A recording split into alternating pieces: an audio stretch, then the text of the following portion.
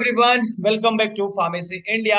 आज इस लेक्चर में हम बात करने वाले हैं बी फार्म 6 सेमेस्टर का जो हमारा सब्जेक्ट है फार्मास्यूटिकल बायोटेक्नोलॉजी। उसमें हम यूनिट थर्ड पढ़ रहे थे और आज हमारा यूनिट थर्ड का ये लास्ट पार्ट होने वाला है, जो है serum immune blood derivatives and other products related to immunity.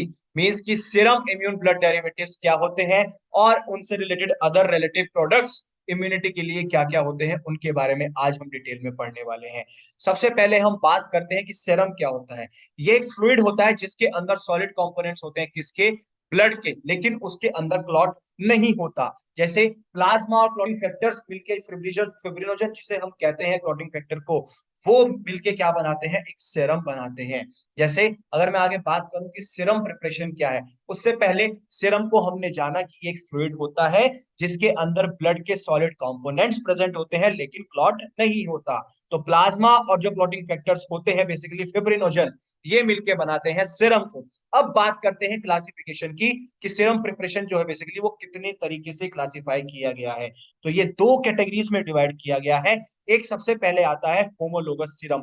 Homologous serum क्या होता है? बेसिकली इसको हम ऑब्टेन करते हैं किसी भी एक ब्लड डोनर से जो अपना खून डोनेट करता है, खून दान करता है, या कोई ऐसे वॉलंटियर्स जिनके अंदर इम्यूनिटी बहुत अच्छी होती है, वो इम्यूनाइज होते हैं। तो ये इम्यूनिटी कितने दिन में प्रोवाइड कराएंगे? ये 4 से 6 हफ्ते, 4 to 6 वीक्स, यानी कि महीने से 1.5 महीने के अंदर अंदर ये इम्यूनिटी प्रोवाइड करा देते हैं, जिसके अंदर भी डोनर का एक रेसिपिएंट के अंदर जब ब्लड या हमारा सीरम उसके अंदर जाता है। फॉर एग्जांपल इम्यूनोसेरा, जिसे हम एंटीसेरा कहते हैं, या फिर ह्यूमन इम्यूनोग्लोब्यूलिन। इसी तरीके से अगर मैं नेक्स्ट कैटेगरी की बात करता हूं तो आते हैं हेट्रोलोगस सीरम पे। हेट्रोलोगस सीरम क्या कहते हैं? बेसिकली ये जो सीरम होता है बेसिकली किसी भी एक एनिमल के ब्लड से लिया जाता है, जैसे हॉर्स, घोड़ा, जो कि एक हाइपर इम्यूनाइज यानी कि जिसके अंदर भरपूर इम्यूनिटी है, बहुत ज्यादा इम्यूनिटी है। तो ये इम्यूनिटी प्रोवाइड करा देता है 2 से 3 हफ्ते में ही। अगर ऐसी कंडीशन होती है किसी पेशेंट की कि उसे इम्यूनिटी की सख्त जरूरत है, तो उसके अंदर हम एनिमल का यानी कि हॉर्स का सीरम लेकर उसके अंदर इंजेक्ट कर देते हैं और जो इम्यूनिटी है 2 से 3 हफ्ते में आ जाती है। फॉर एग्जाम्पल टेटनस एंटीटॉक्सिन या डिप्थेरिया एंटीटॉक्सिन, डीपीटी वैक्सीन जो होती है बेसिकली। अब हम बात करते हैं नेक्स्ट सीरम इम्यून डेरिवेटिव्स की, कि सीरम इम्यून डेरिवेटिव्स क्या क्या होते हैं। सबसे पहले हम बात करें तो इसे दो कैटेगरीज में डिवाइड किया गया है। एक है इम्यून सेरा और एक है ह्यूमन इम्यूनोग्लोब्यूलिन। तो फर्स्ट कैटेगरी क्या है? ह्यूमन इम्यून सेरा। नेक्स्ट कैटेगरी क्या है? Human immunoglobulin. तो ह्यूमन सेरा की अगर हम इम्यून सेरा की अगर हम बात करते हैं, बेसिकली ये सीरम होता है जिसके अंदर एक स्पेसिफिक एंटीजेंस की एंटीबॉडीज प्रेजेंट होती हैं, जिन्हें हम कहते हैं एंटी सेरा।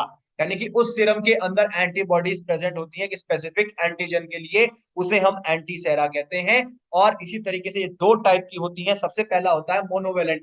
मोनोवेलेंट मींस कि वो सीरम जिसके अंदर एक टाइप का एंटीजन के लिए स्पेसिफिक एंटीबॉडीज होती है। मींस जो एक स्पेसिफिक एंटीजन के लिए एंटीबॉडीज सीरम के अंदर है, तो वो सिर्फ एक तरीके के एंटीजन के लिए काम करती हैं, उन्हें हम मोनोवेलेंट इम्यून सेरा कहते हैं। सेकंड आती है पॉलीवेलेंट, मींस की जिस सीरम के अंदर एंटीबॉडीज प्रेजेंट होती हैं specific more than one antigen, यानी कि जो एक स्पेसिफिक एंटीजन है एक से ज्यादा वालों के लिए, उसे हम पॉलीवेलेंट इम्यून सेरा कहते हैं।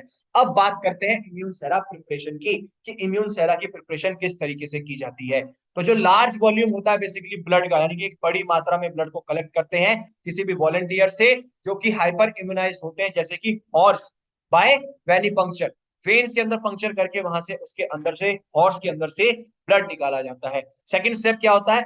ब्लड को फिर हम एक वेसल कंटेनिंग सिट्रेट सॉल्यूशन के अंदर ऐड कर देते हैं, मींस की कलेक्ट कर लेते हैं और फिर क्लॉटिंग उसकी स्टॉप कर देते हैं। उसके बाद अगर मैं बात करूं, जो ब्लड सेल्स होती हैं बेसिकली उनको फिर हम सेटल डाउन कराते हैं और जो सुपरनेटेंट प्लाज्मा होता है यानी कि लिक्विड, उसको हम कलेक्ट कर लेते हैं। उसके बाद क्या होगा? फिर फिल्ट्रेशन किया जाता है कि जिसकी वजह से जो भी अदर कंपोनेंट्स हैं उनको वहां से रिमूव किया जा सके, वहां से बाहर निकाला जा सके। उसके बाद फिर फ्रैक्शनल प्रेसिपिटेशन किया जाता है, जिसके अंदर फिर हम अमोनियम सल्फेट ऐड करते हैं जिससे कि एक फ्रैक्शनल प्रेसिपिटेशन हो सके। नेक्स्ट मेथड कहता है कि फिर ग्लोब्यूलिन फ्रैक्शन उसके अंदर से रिकवर किया जाता है। कैसे? जब उसके अंदर हम पेप्सिन एंजाइम ऐड कर देते हैं, जिसकी वजह से जो इम्यून प्रोडक्ट होता है, जिसके अंदर फेब फ्रेगमेंट होते हैं बेसिकली, उनको फिर हम रिफाइन कर देते हैं। उसके बाद जो एंटीबॉडीज होती है उसके अंदर, रिफाइंड प्रोडक्ट के अंदर, उनको डिटरमाइन किया जाता है, उनके लिए टेस्टिंग की जाती है, पता लगाया जाता है कि उसके अंदर एंटीबॉडीज है या नहीं। फिर इस प्रोडक्ट को हम डाइल्यूट करते हैं, जो भी एक हमारे रिक्वायर्ड कंसंट्रेशन होती है उसके हेल्प से, और फिर उसको हम एम्प्यूल्स के अंदर ट्रांसफर कर देते हैं। दो या दो से ज्यादा मोनोवेलेंट सेरा जो है बेसिकली वो ब्लेंडेड होते हैं एक साथ, जिससे कि वो एक मल्टीवेलेंट इम्यून सेरम को बना देते हैं, वो प्रोवाइड करा देते हैं एक मल्टीवेलेंट इम्यून सेरम। तो इस तरीके से हमारा इम्यून सेरा बनाया जाता है। अब मैं बात करता हूँ ह्यूमन इम्यूनोग्लोबुलिन प्रिपरेशंस की, कि ह्यूमन इम्यूनोग्लोबुलिन प्रिपरेशंस क्या होती हैं। इसके अंदर बेसिकली जो हमारे इम्यूनोग्लोबुलिन्स होते हैं, यानी कि प्रिपरेशन जो है आईजीज इम्यूनोग्लोबुलिन्स जो प्रेजेंट होते हैं ह्यूमन ब्लड के अंदर, स्पेशली पर्टिकुलरली आईजीजी यानी कि इम्यूनोग्लोबुलिन जी, उसको कलेक्ट किया जाता है। आईजी जो है बेसिकली प्लाज्मा के अंदर से जो डोनेटेड ब्लड होता है, जो अपना खून डोनेट करता है, उसके अंदर से लिया जाता है, और फिर उस प्लाज्मा के अंदर हम प्लाज्मा फेरेसिस ऑब्टेन करते हैं कि वो उसके अंदर है या नहीं। फिर नेक्स्ट स्टेप में हम प्लाज्मा के अंदर से सीरम को सेपरेट करते हैं, यानी कि सीरम के अंदर से हम प्लाज्मा सेपरेट करते हैं। फिर एक जो स्पेसिफिक इम्यूनोग्लोबुलिन हमने कलेक्ट किया है उस इंडिविजुअल में से, जो कि सफर कर रहा था एक रिसेंट इन्फेक्शन से, या जो कि एक रिसेंट इम्यूनाइजेशन के अंतर्गत जाएगा, उसमें से वहां से फिर हम इम्यूनोग्लोबिन को कलेक्ट कर लेते हैं। उसके बाद क्या करते हैं, प्लाज्मा को डिटेक्ट करते हैं अदर इन्फेक्शन के लिए, for example HIV, hepatitis C, hepatitis B. Surface antigen जो होते हैं बेसिकली उसको डिटेक्ट करते हैं कि वो उनसे सफर कर रहा है या नहीं, अदर इन्फेक्शन उसके अंदर है या नहीं। उसके बाद क्या किया जाता है, उसके बाद फिर हम करते हैं बेसिकली इथेनॉल प्रेसिपिटेशन। कैसे, तो इथेनॉल प्रेसिपिटेशन को कोल्ड यानी कि उसे ठंडे उसमें यूज किया जाता है, किस लिए, कि एक प्रोटीन कंसंट्रेशन ना हो सके उसको कंट्रोल करने के लिए हम यूज करते हैं। फिर पीएच और जो आयनिक स्ट्रेंथ होती है उसको भी मेंटेन किया जाता है कि आयनिक स्ट्रेंथ ना बढ़ जाए या घट जाए, ना पीएच ज्यादा बढ़े ना डाउन, ना बढ़े ना ज्यादा डाउन जाए यानी कि नीचे जाए, मेंटेन रहे, नॉर्मल रहे, उसके लिए हम इसको यूज करते हैं। उसके बाद जो हमारा प्रोटीन कॉम्पोजिशन होता है उसको डिटरमाइन करते हैं, उसको पता लगाते हैं कैसे, एसडीएस पेज से या नाइट्रोजन एस्टिमेशन से। देन उसके बाद क्या स्टेप होता है, फिर हम इसके अंदर एचपीएलसी यूज करते हैं, यानी कि high performance liquid chromatography, HPLC उसको यूज किया जाता है, जिससे कि हम प्रोटीन्स को सेपरेट कर लेते हैं, किसके बेसिस पे, मॉलिक्यूलर साइज के बेसिस पे।